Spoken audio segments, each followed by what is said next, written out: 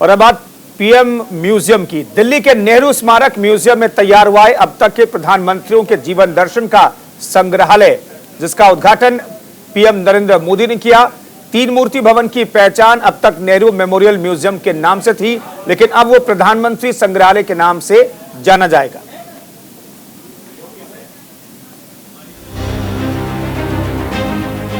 प्रधानमंत्री नरेंद्र मोदी ने देश में सभी प्रधानमंत्रियों के जीवन और उनके महत्वपूर्ण योगदान पर आधारित प्रधानमंत्री संग्रहालय का उद्घाटन किया। ये खूबसूरत प्रधानमंत्री संग्रहालय दिल्ली के 3 मूर्ति भवन परिसर में बनकर तैयार हुआ है।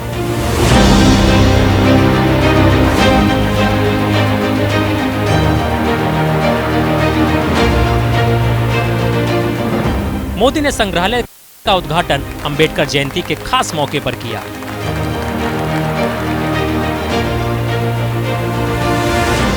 साथियों, सार्वजनिक जीवन में जो लोग उच्च पदों पर रहते हैं, जब हम उनके जीवन पर दृष्टि डालते हैं तो ये भी एक तरह से इतिहास का अवलोकन करना ही होता है।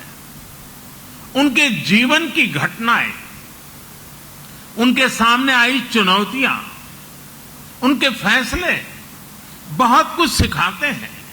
यानी एक तरह से उनका जीवन चल रहा होता है और साथ साथ इतिहास का निर्माण भी होता चलता है।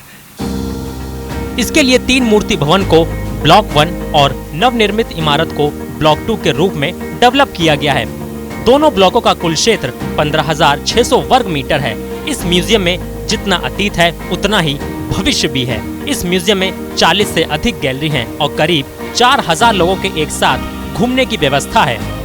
इसके डिजाइन में टिकाऊ और एनर्जी सेविंग चीजों का भी विशेष ध्यान रखा गया है। वहीं म्यूजियम की गैलरी में 1947 का इतिहास दिखाया जाएगा, जिसमें देश के पहले प्रधानमंत्री पंडित जवाहरलाल नेहरू के बारे में जानकारी मिलेगी। वहीं नई इमारत में भारत के सभी प्रधानमंत्रियों के बारे में जानकारियां दी जाएंगी। खास बात यह रही कि इसके निर्माण के दौरान एक भी पेड़ नहीं गिराया गया और न ही किसी को हटाया गया। इस संग्रहालय में देश के पूर्व प्रधानमंत्रियों से जुड़ी अहम चीजें रखी गई हैं।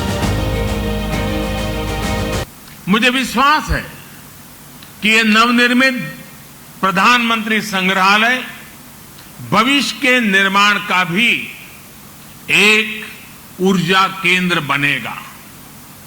अलग अलग दौर में लीडरशिप की क्या चुनौतियां रही, कैसे उनसे निपटा गया, इसको लेकर भी भावी पीढ़ी के लिए ये एक बड़ी प्रेरणा का माध्यम बनेगा। यहां प्रधानमंत्रियों से संबंधित दुर्लभ तस्वीरें, भाषण, साक्षात्कार, मूल लेखन जैसी स्मरणीय वस्तुएं रखी गई है। म्यूजियम में आने वाले लोग देश के पूर्व प्रधानमंत्रियों के योगदान से रूबरू होंगे। आइए अब आपको दिखाते हैं प्रधानमंत्री संग्रहालय की ये गैलरी, जिसमें 1947 यानी भारत जब आज़ाद हुआ उसके बाद से लेकर अब तक हर साल क्या कुछ हुआ, ये तमाम चीज़ें जो हैं इस इतिहास को संजोकर रखा गया है। यहाँ 1947 यहाँ पर आप देख सकते हैं स्वतंत्र भारत, जिस दौरान भारत जो था वो स्वतंत्र हुआ, इंडिया बिकम्स फ्री। अब यहाँ से आप बढ़ते हैं 1947 में क्या क्या चीज़ें हुई, 1948 में आप देख सकते हैं कि क्या खास चीज़ें रही हैं। ऐसे करके आप देख सकते हैं कि पूरी गैलरी जो है ये इन्हीं चीज़ों से भरी हुई है कि आखिर हर साल क्या कुछ खास रहा है। 1949 में आप देख सकते हैं कि 26 नवंबर को किस तरह से संविधान का अंगीकरण किया गया था, ये इस गैलरी में आप देख पा रहे हैं। 1950 में भारतीय गणराज्य जो बना, यानी इंडिया बिकम्स अ रिपब्लिक इन 1950, ये हर चीज़ जो है आप यहाँ पर देख सकते हैं। और ऐसे ही यानी इस पूरी गैलरी में हर एक साल में क्या कुछ भारत में अलग हुआ, क्या क्या चीज़ें हुई थी, वो आप देख सकते हैं। जिन विभिन्न विभूतियों ने देश के प्रधानमंत्री के रूप में कार्य किया, लोग उनके जीवन के संघर्षों को जानेंगे। पीएम ने कहा कि यह संग्रहालय आजादी के बाद देश के प्रत्येक प्रधानमंत्री को श्रद्धांजलि है। साथियों, देश के हर प्रधानमंत्री ने संविधान सम्मत लोकतंत्र के लक्ष्यों की, उसकी पूर्ति में भरसक योगदान दिया है। उन्हें स्मरण करना, स्वतंत्र भारत की यात्रा को जानना है। यहां आने वाले लोग देश के पूर्व प्रधानमंत्रियों के योगदान से रूबरू होंगे, उनकी पृष्ठभूमि, उनके संघर्ष, सृजन को जानेंगे। भावी पीढ़ी को ये भी सीख मिलेगी कि हमारे लोकतांत्रिक देश में किस किस पृष्ठभूमि से आकर अलग अलग प्रधानमंत्री बनते रहे। ये हम भारतवासियों के लिए बहुत गौरव की बात है। म्यूजियम के उद्घाटन के मौके पर पीएम मोदी ने कहा, देश आज जिस ऊंचाई पर है वहां तक पहुंचने में हर एक सरकार का योगदान है। ये सभी लोक स्मृति की चीजें हैं। जयंती के मौके पर इसका उद्घाटन किया है। प्रधानमंत्री नरेंद्र मोदी ने बताया कि आज देश जिन ऊंचाइयों पर है, इसके लिए सभी सरकारों का पूर्ण योगदान रहा है। प्रधानमंत्री मोदी ने यह भी कहा कि युवा वर्ग और भावी पीढ़ी इस संग्रहालय के जरिए देश के तमाम प्रधानमंत्रियों के बारे में जानकारी ले पाएगी। मोदी ने कहा कि युवा वर्ग और भावी पीढ़ी प्रधानमंत्रियों के बारे में जानेगी तो उन्हें प्रेरणा मिलेगी और साथ ही नवनिर्मित म्यूजियम भविष्य की ऊर्जा का केंद्र बनेगा। साथियों, हमें अपने युवा साथियों को इस म्यूजियम में आने के लिए अधिक से अधिक प्रोत्साहित करना चाहिए। ये म्यूजियम उनके अनुभवों को और विस्तार देगा। हमारे युवा सक्षम है और उनमें देश को नई ऊंचाइयों तक ले जाने की क्षमता है। वे अपने देश के बारे में, स्वतंत्र भारत के महत्वपूर्ण अवसरों के बारे में जितना अधिक जानेंगे, समझेंगे, उतना ही वो सटीक फैसले लेने में सक्षम भी बनेंगे। ये संग्रहालय आने वाली पीढ़ियों के लिए ज्ञान का, विचार का, अनुभवों का एक द्वार खोलने का काम करेगा। इस म्यूजियम से स्वतंत्र भारत का इतिहास जाना जा सकेगा। तेजी से बदल रही भारत की तस्वीर को ये म्यूजियम दुनिया को दिखाएगा। लोगों के लिए ये एक ऐसा एक्सपीरियंस होगा कि वो पुराने दौर में जी रहे हैं और उनसे संवाद कर रहे हैं। Bureau report, news India. प्रधानमंत्री नरेंद्र मोदी ने दिल्ली में नवनिर्मित प्रधानमंत्री म्यूजियम का उद्घाटन किया, जिसमें देश के पहले प्रधानमंत्री जवाहरलाल नेहरू से लेकर पीएम मोदी से जुड़ी तमाम यादगार चीजें सजोई गई हैं। ये संग्रहालय आजादी के बाद के भारत, उसके प्रधानमंत्रियों की कहानी और उनके योगदान को बताएगा। पहले नेहरू मेमोरियल के नाम से जाना जाने वाला ये म्यूजियम अब प्रधानमंत्री संग्रहालय के नाम से जाना जाएगा।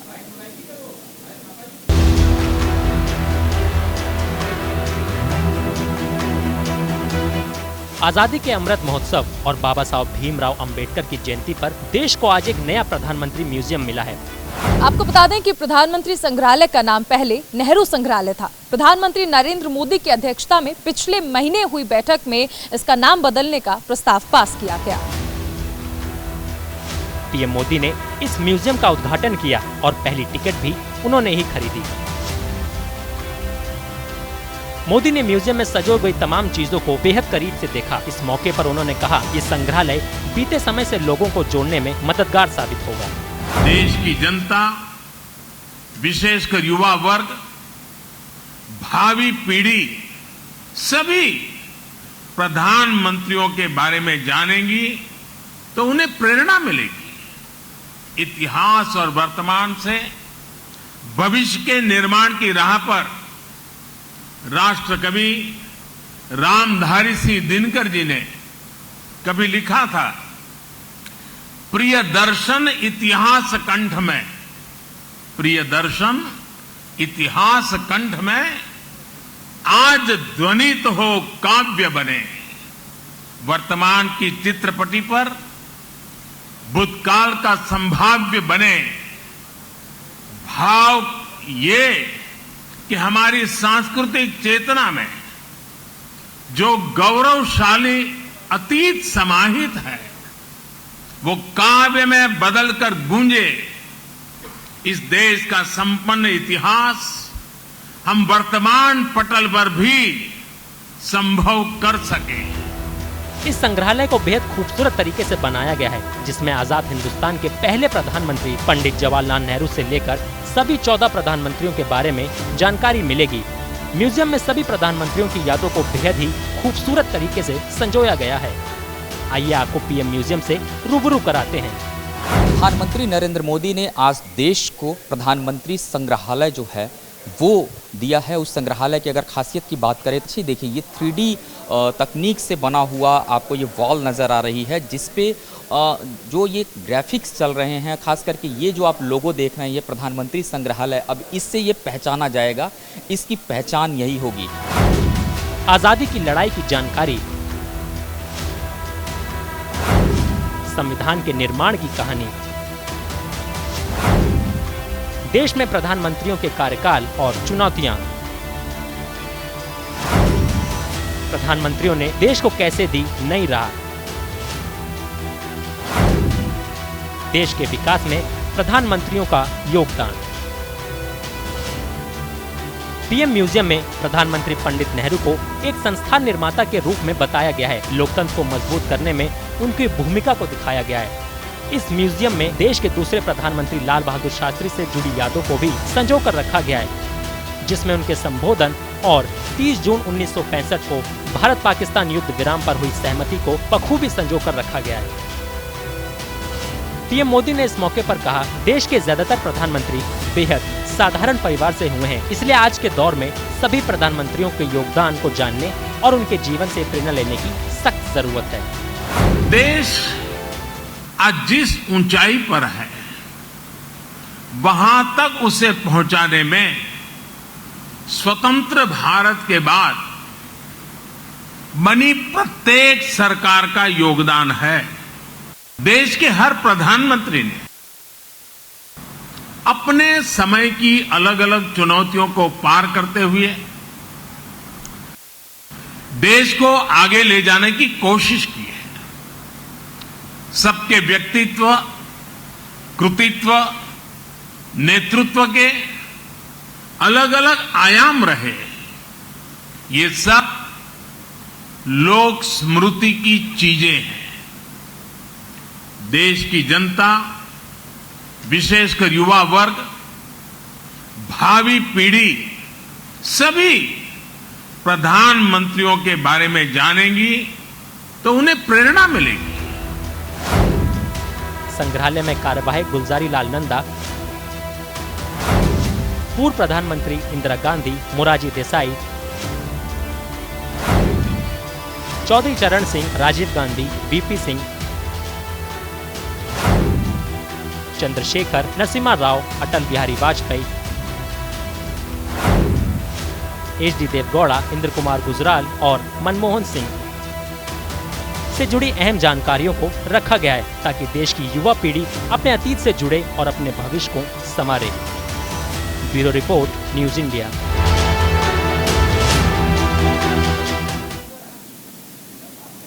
संग्रहालय के भव्य निर्माण को लेकर म्यूजियम के डिजाइन टीम के एक सदस्य से खास बात की न्यूज इंडिया संवाददाता गौरव मिश्रा ने। इस संग्रहालय की अगर मैं बात करूं, इसको जिस तरीके से डिज़ाइन किया गया, कैसे इसको बनाया गया, क्या क्या इसकी विशेषताएं हैं, इससे बातचीत करने के लिए हमारे साथ सौरभ जी हैं, जिन्होंने पूरी जो डिज़ाइनिंग थी संग्रहालय की उसको किया है। सौरभ, सबसे पहले तो ये जिस तकनीक से आप लोगों ने बनाया, एक कल्पना प्रधानमंत्री नरेंद्र मोदी की, सबसे ज़्यादा चैलेंजेस कहाँ कहाँ लगे और इसको कंप्लीट होने में कितना टाइम लगा? ये प्रोजेक्ट शुरू हुआ था 2016 में और 2020 तक इसकी बिल्डिंग ख़त्म हो गई थी। CPWD ने इसकी बिल्डिंग को बनाया हुआ है। उसके बाद जो इंटीरियर का जो सारा काम है वो हमारी कंपनी को मिला था, टेकबिन सर्विसेज को। तो हमने 2 साल में इसका सबसे पहले कंटेंट क्यूरेशन किया कि किस प्रधानमंत्री को कौन कौन सी चीज़ें हम यहाँ पे दिखाएंगे। सो इस जो नए भवन में है, इसमें जो 14 प्रधानमंत्री है हमारे, और पुराने भवन में हमारे जवाहरलाल नेहरू जी को दिखाया गया है। फिर हमने उनके अकॉर्डिंगली स्पेस और जोन को प्लान किया और कौन कौन सी उनकी जो कार्यकाल में महत्वपूर्ण घटनाएं हैं उनको दिखाया। उसके बाद हमने ये पता किया कि किस तकनीक से इसको दिखाया जा सकता है। तो आप इस म्यूज़ियम में देख सकते हैं होलोग्राम, वर्चुअल रियलिटी, ये सब चीज़ें। यहाँ से ये शुरू हो जाता है। थोड़ा सा हम आगे चल के अगर बताऊँगा सौरभ चलें, तो जो ये यहाँ कुछ लिखा हुआ नमस्कार, हर भाषा में मतलब कुछ कहा गया वेलकम के लिए, ये किस तरीके की तकनीक है? ये बहुत ही सिंपल है कि ये सबसे पहले जो विज़िटर है वो यहाँ पे आके देखता है और हम सभी लोगों को यहाँ पे स्वागत करना चाहते हैं, तो अपनी भाषा में उनको हम नमस्ते कह रहे हैं। ये 22 जो लैंग्वेज है जो शेड्यूल 8 में है, हमारी कॉन्स्टिट्यूशन में है, सभी लैंग्वेजेस में यहाँ पे नमस्ते किया गया है। उसके बाद जो यहाँ पे सेंटर में देख रहे हैं, मैं दिखाना चाहूँगा सबसे शानदार जो हम कह सकते हैं कि इस तकनीक को अगर मैं कहूँ तो ये बहुत यूनिक तकनीक है जो चुंबक पे मुझे लगता है। जी, जो लेविटेशन कहते हैं, इसे मैग्नेटिक लेविटेशन, जापान में इसमें जो बुलेट ट्रेन है वो चलती है। सबसे चैलेंजिंग काम ये था हमारे को करने के लिए, बिकॉज इसको अपनी जगह पे स्टेबल रखना है, बिकॉज मैग्नेट हमेशा बैलेंस बनाने में बहुत प्रॉब्लम क्रिएट करता है, और दूसरी चीज़ तो इसको इतना हल्का बनाना कि इसका वेट ले पाए ये। तो ये हमने 4 किलो में 3D प्रिंटेड मटेरियल है, और इसमें हमने सारी चीज़ें इंडिया में ही की है। इसके अराउंड सॉफ्टवेयर ऐसा बनाया है कि ये कभी भी ना गिरे। कैसा मटेरियल यूज़ किया गया है, क्या लगाया? 3D प्रिंटेड इसमें हमने मटेरियल यूज़ किया गया है, और बाहर से हमने इसको पेंट किया है मैट फिनिश में, सो दैट ये ओरिजिनल लुक दे सके।